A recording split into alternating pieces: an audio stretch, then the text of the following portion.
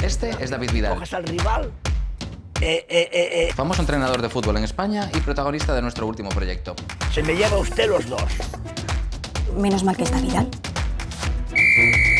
Hace unos meses nos desplazamos todo el equipo desde Galicia hasta Sevilla para grabar uno de los últimos anuncios del Black Friday para la empresa Fnac en una de sus tiendas en el centro de la ciudad. Fue un rodaje especial, ya que para variar tuvimos que rodar casi todas las escenas en un lapso de tiempo muy breve, ya que nuestro protagonista David Vidal solo podía estar con nosotros 4 o 5 horas y teníamos por delante unos 15 planos con él. Era lo que faltaba. En este vídeo haremos un pequeño repaso al sistema de iluminación que utilizamos para estos planos y por qué ajustar la balanza de blancos en cámara es bastante más importante de lo que puedas pensar, cuál fue la decisión del ISO que íbamos a utilizar dentro de la tienda y por qué, cómo componer los planos dentro de las tiendas utilizando ángulos y perspectivas interesantes para conseguir profundidad y volumen en nuestros planos, utilizando el punto de fuga, cómo lidiar también con todas las luces que tenemos en el techo en la tienda y conseguir trabajar con ellas a nuestro favor, así que a Riquitown. Llenamos la furgo con todos nuestros bártulos y enseres y nos fuimos parte del equipo desde Galicia hasta Sevilla. Como era un equipo reducido, desde Galicia salimos director de fotografía, producción, asistente de producción, primer asistente de cámara y el cliente. Y para el resto del equipo contratamos a gente local de Sevilla, maquillaje, sonido, vestuario, talento y a nuestro protagonista David Vidal. Y como material de iluminación teníamos algo también muy sencillo, portátil, fácil de montar, rápido de mover. Teníamos el Zhiyun 500 vatios como keylight, con un softbox de 120 centímetros y también utilizamos una muselina blanca para suavizar la luz todavía más en la cara del sujeto. Y utilizamos también el Zhiyun 300 vatios como backlight, imitando la luz que te darían los flexos que tienes en el techo, en la tienda. Además teníamos también 4.359.000 flexos en el techo, que sabía que iban a ser un dolor de cabeza durante el rodaje, así que teníamos prevenida una escalera para poder moverlos a antojo. Sabiendo el tipo de tienda que era, con pasillos y estanterías alineados de forma simétrica, sabía que la técnica de punto de fuga iba a ser una gran amiga en este proyecto. Y el punto de fuga es una de las herramientas más utilizadas en la composición visual. Se lleva utilizando en el arte durante siglos y siglos para generar una sensación de profundidad, inducir emociones y guiar la mirada del espectador. Y esto se utiliza constantemente en el cine para crear profundidad y espacio en el encuadre.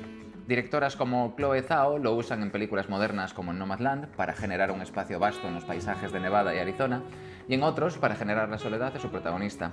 Perspectivas simétricas como esta son también maestros Wes Anderson o Kubrick.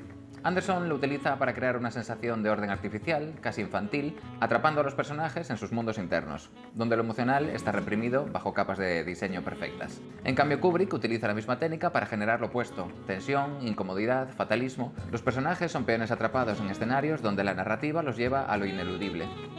En este plano, por ejemplo, utilicé las reglas del punto de fuga para darle al fondo un aspecto interesante y que armonizase con el sujeto en primer plano. Antes de iluminar, había que analizar cuál era la luz presente de la sala, la cual no podemos modificar, para poder ajustar la exposición en base a lo incontrolable, los flexos del techo. Y aquí es donde empezamos a tomar decisiones importantes como dires de foto. 1. Las sombras y el ruido no es algo que me preocupase porque la tienda estaba bien iluminada. 2. Las altas luces y las luces quemadas alrededor de la tienda sí que eran algo que había que tener controlado. Por eso decidí mantener el ISO en su segunda base, 12800, y reducir exposición con ND. Al estar el ISO en su segunda base, el sensor prioriza el rango dinámico en las altas luces, con lo cual ganamos varios pasos de información en las altas luces, que es exactamente lo que necesito proteger. Tengo un vídeo dedicado íntegramente a este tema, que por si no lo habías visto aún, te voy a dejar el enlace aquí arriba a la derecha, creo. Con el False Color y el sistema de exposición Cine EI, ajusté la iluminación para tener el mayor rango dinámico posible, las altas luces controladas con información y las sombras sin ruido. Para ello coloqué el Zhiyun 500 vatios a la izquierda con un softbox y una muselina blanca para suavizar la luz que le llegaba a ella en la cara, y el 300 vatios al fondo a la derecha con un Fresnel para direccionar la luz y darle un backlight bastante natural que imitase un poco al tipo de iluminación que tenemos ya en los flexos del techo. Y ajusté también el filtro polarizador para eliminar algún brillo extra en la cara de nuestra actriz y del fondo, y también era hora de ajustar el balance de blancos. Y me voy a parar aquí un segundito para daros un pequeño consejito sobre balance de blancos y los sensores de las cámaras. Las cámaras digitales capturan la imagen con un sensor cubierto por un patrón de Bayer. que tiene más píxeles verdes, menos rojos y aún menos azules. Esto significa que el canal azul tiene menos información desde el principio porque es el que menos luz almacena en sus fotodiodos. Cuando grabas en condiciones oscuras, la cámara tiene que amplificar más la señal del canal azul, lo cual aumenta el ruido. Si en cámara ajustas tu balance de blancos más frío o más neutro, capturas más información en el canal azul y luego en postproducción puedes calentar la imagen sin amplificar el ruido. Yo por eso llevo en mi monitor los LUTs con los que voy a hacer el color grading al final para tener estos valores siempre en cuenta. Grabando en logarítmico la diferencia es pequeña pero notoria, ya que el balance de blancos no es destructivo, pero si grabas en Cinetone u otro espacio de color ya comprimido, entonces este consejo es crucial para eliminar todo el ruido que puedas de tu escena. En el departamento de cámara utilizamos la Sony FX3 y le hicimos un rigueo bastante sencillito, que fuera fácil de mover. Y ya que estamos, os voy a enseñar también el rigueo que le tengo a la FX3 para este tipo de proyectos.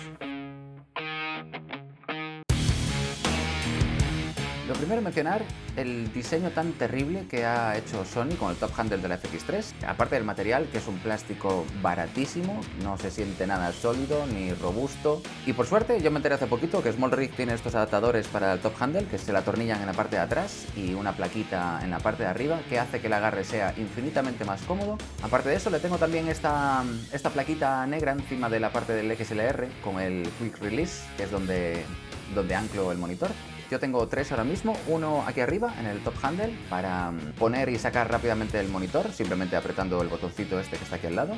Tengo un quick release a la derecha que lo utilizo para poner y quitar el side handle en menos de 2 segundos. Me parece súper cómodo este que tiene SmallRig porque tiene el botoncito este para poder rotarlo en cualquier momento, teniendo siempre un agarre súper cómodo. Todos estos sistemas de quick release nos han hecho ganar un montón de minutos cruciales y vitales en los rodajes. Las baterías que utilizo ahora mismo son estas de 99 vatios, de SmallRig también. Las he probado ya varias veces conectadas con la cámara y el monitor de 2500 nits. Ambos juntos creo que estuvieron funcionando del tirón unas 6 horas. Si lo único que tienes conectado pues es la cámara, por ejemplo, a mí me ha durado 2 jornadas completas de trabajo, una sola batería.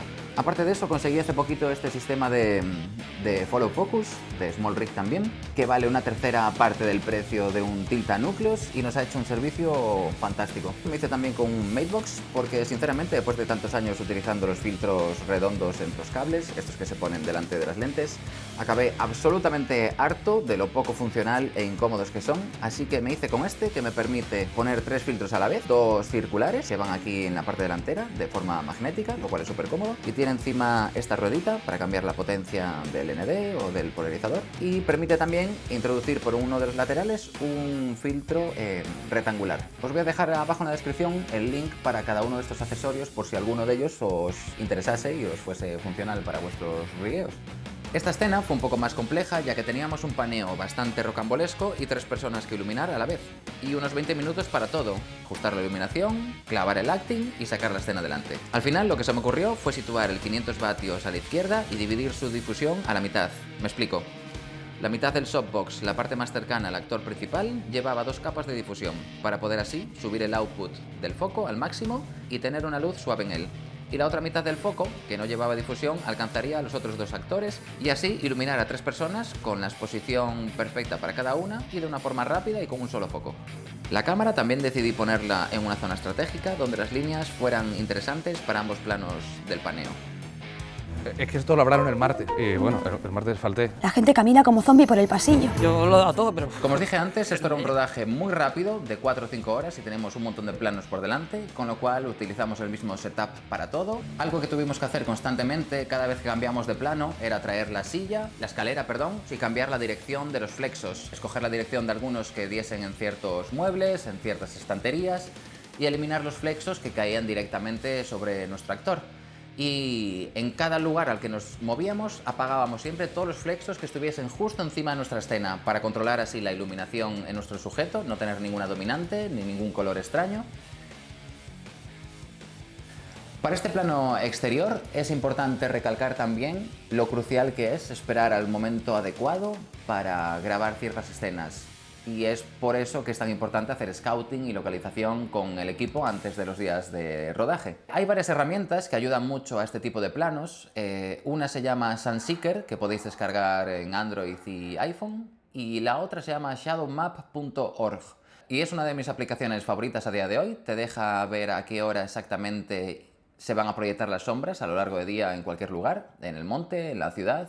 Simplemente desplazando el dedo por la barra que tenemos aquí arriba podéis ver exactamente cómo y a qué hora se va a proyectar cada sombra y cada luz en un lugar determinado. Y como siempre me olvidé de grabar la despedida, así que la estoy grabando en casa 2 semanas después de haber hecho el vídeo. Y nada, nos vemos en la próxima y libertad para Palestina.